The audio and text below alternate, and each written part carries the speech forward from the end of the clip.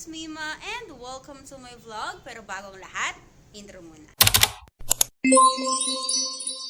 Ay, ayan, welcome po. Welcome po natin sina Ma'am Princess and si Ma'am Ella. One of our new partners po here in Neopreneur, here in Appear Service. Ayan siya. So, Ma'am, meron na po akong dalawang questions regarding sa ano natin. So, ano po ba Ma'am yung nakita po ninyo na advantage at nagustuhan po ninyo sa AYS, Appear Service?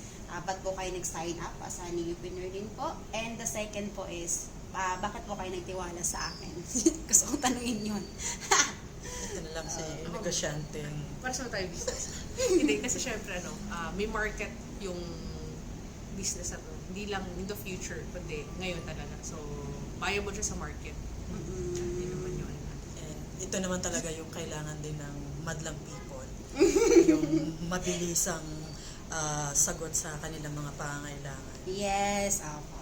So, yung second question naman po, ma'am, bakit naman po kayo nagtiwala po sa akin? Ang nag-iisang Mima. Bukod sa nakita naman namin yung existence ng AYS at saka yung initial na parang orientation, yung profile para dun sa pag-i-introduce ng concept. Yes. So, medyo na-gain naman yung confidence ko personally, and then na-discuss ko rin kay Princess yung tungkol dito sa konsepto. That's the reason why we came here to really